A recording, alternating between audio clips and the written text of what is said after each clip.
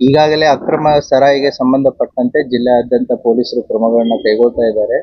ಈ ಹಿನ್ನೆಲೆಯಲ್ಲಿ ನಾವು ಏನು over A period of time observation ಮತ್ತೆ ಸರ್ವೆಲೆನ್ಸ್ ಇಟ್ಟಾಗ DSP ಸಿಟಿ ಆದಂತ ನಾಗರಾಜ್ ಅವ್ರದ್ದು ನೈಟ್ ರೌಂಡ್ಸ್ ಇದ್ದಾಗ ಅವ್ರಿಗೊಂದು ಮಾಹಿತಿ ಲಭ್ಯ ಆಗುತ್ತೆ.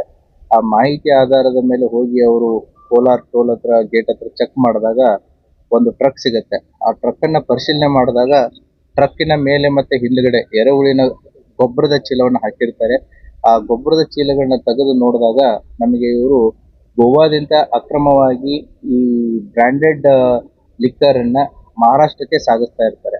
ಇವ್ರದ್ದು ಒಂದು ಮಾಡಸ್ ಆಪರೆಂಡಿ ಹೇಗೆ ಅಂತಂದ್ರೆ, ಈ ಡ್ರೈವರ್ಸ್ ಗಳಿಗೆ ಕೇವಲ ವಾಟ್ಸ್ಆಪ್ ಲೊಕೇಶನ್ಸ್ ಗಳನ್ನ ಕೊಡ್ತಾರೆ. ಆ ಡ್ರೈವರ್ಸ್ ಗಳು ಇಬ್ಬಿಬ್ರು ಡ್ರೈವರ್ಸ್ ಇರ್ತಾರೆ. ಆ ವಾಟ್ಸ್ಆಪ್ ಲೊಕೇಶನ್ಸ್ ಗಳಿಗೆ ಹೋಗಿ ವೆಹಿಕಲ್ ಅನ್ನು ಡ್ರಾಪ್ ಮಾಡೋದು.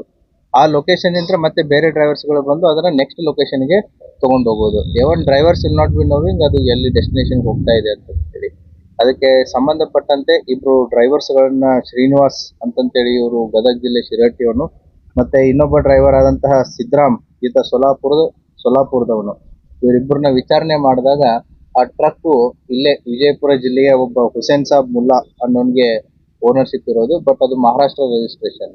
ಸೊ ದಟ್ ಅದರ ಜೊತೆಗೆ ಇಲ್ಲಿ ಬಸವರಾಜ್ ಭಜಂತ್ರಿ ಅನ್ನುವಂತ ಒಬ್ಬ ವ್ಯಕ್ತಿನೂ ಕೂಡ ಇದರಲ್ಲಿ ಇನ್ವಾಲ್ವ್ ಆಗಿದ್ದ ಈ ಸಾಗಾಟನೆಯಲ್ಲಿ.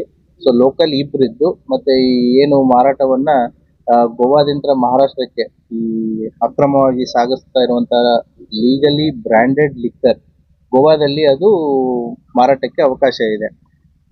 ಯಾಕೆ ಇದನ್ನ ಗೋವಾದಿಂದ ಮಹಾರಾಷ್ಟ್ರಕ್ಕೆ ಸಾಗಿಸ್ತಾರೆ ಅಂತಂತಂದ್ರೆ, ಈ ನಮ್ಗೆ ಸಿಕ್ಕಿರುವಂತಹ ಏನು ಎಲ್ಲಾ ಬ್ರ್ಯಾಂಡ್ಸ್ ಇದೆ, ರಾಯಲ್ ಬ್ಲೂ, ಮ್ಯಾನ್ಷನ್ ಬ್ರ್ಯಾಂಡಿ ಅಂತಂತೇಳಿ ಹಲವಾರು ಬ್ರ್ಯಾಂಡ್ಸ್ ಗಳು ಸಿಕ್ಕಿದಾವೆ. ಅದರದ್ದು ಬರೇ ಲಿಕ್ಕರ್ ಬೆಲೆನೇ ಎಲ್ಲಿ ಗೋವಾದಲ್ಲಿ ಅಂದಾಜು ವೆಚ್ಚ ಸುಮಾರು 75 ಲಕ್ಷ ರೂಪಾಯಿ ಆಯ್ತು ಅಂತಂತಂದ್ರೆ, ಕರ್ನಾಟಕದ ವ್ಯಾಲ್ಯೂನ ನಾವು ತಗೊಂಡ್ರೆ, ಯಾಕಂದ್ರೆ ಪ್ರತಿಯೊಂದು ಸ್ಟೇಟ್ ಅನ್ನು ಕೂಡ ಅವ್ರದ್ದು ಟ್ಯಾಕ್ಸೇಷನ್ ಬೇರೆ ಇರುತ್ತೆ.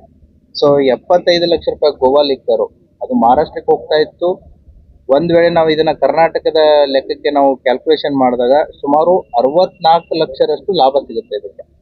74 ಲಕ್ಷ ರೂಪಾಯಿ ಲಿಕ್ಕರು, ಗೋವಾ ಲಿಕ್ಕರು ಕರ್ನಾಟಕದಲ್ಲಿ ಮಾರಿದ್ರೆ 74 ಲಕ್ಷ ಪ್ಲಸ್ 64 ಲಕ್ಷ, ಸುಮಾರು ಅಂದಾಜು 80 to 85% ಇವರಿಗೆ ಲಾಭಾಂಶ ಇದೆ. ಅದೇ ರೀತಿ ಮಹಾರಾಷ್ಟ್ರಕ್ಕೆ ಹೋಗಿ ಮಾರಿದಾಗ್ಲೂ ಕೂಡ ಇದು ಆಲ್ಮೋಸ್ಟ್ 2 ಟೈಮ್ಸ್ ಅವರಿಗೆ ಲಾಭಾಂಶ ಸಿಗುತ್ತೆ.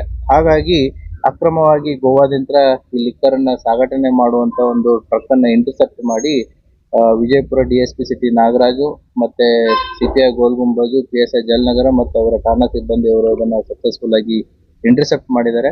4 ಜನನ ಈಗಾಗಲೇ ಅರೆಸ್ಟ್ ಮಾಡಿದೀವಿ. ಹೆಚ್ಚಿನ ತನಿಖೆಗೆ ಒಳಪಡಿಸಲಾಗ್ತಾ ಇದೆ.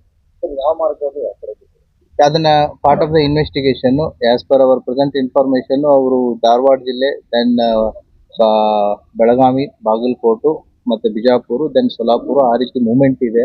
ಬಟ್ ನಮ್ಮ ಪ್ರಕಾರ ಮೋಸ್ಟ್ ಪ್ರಾಬಬ್ಲಿ ಅವ್ರು ಒಂದು ರೂಟ್ ಇರ್ಲಿಕ್ಕಿಲ್ಲ, ಇದಕ್ಕಿಂತ ಜಾಸ್ತಿ ರೂಟ್ಸ್ ಇರ್ಬೋದು. ಬೇರೆ ಬೇರೆ ಕಡೆ ತಗೊಂಡು ಹೋಗುವಂತ ಸಾಧ್ಯತೆ ಎಲ್ಲ ಇರುತ್ತೆ. That will become the part of the investigation. ಹೌದು, ಈ ಮಾಲು ಹೋಗ್ತಾ ಇರೋದು ಅಲ್ಲಿ. But we need to go into details. ಯಾಕಂದ್ರೆ ಇದು ಒಂದೇ ಜಾಗಕ್ಕೆ ಹೋಗೋದು ಅಷ್ಟೇ ಇರಲ್ಲ, ಬೇರೆ ಬೇರೆ ಕಡೆ ಹೋಗೋ ಸಾಧ್ಯತೆನೂ ಇರುತ್ತೆ. ಸೊ ಅವ್ರನ್ನ ಪೊಲೀಸ್ ಕಸ್ಟಡಿಗೆ ತಗೊಂಡು ಫರ್ದರ್ ಇನ್ವೆಸ್ಟಿಗೇಷನ್ ಅನ್ನ ಕಂಟಿನ್ಯೂ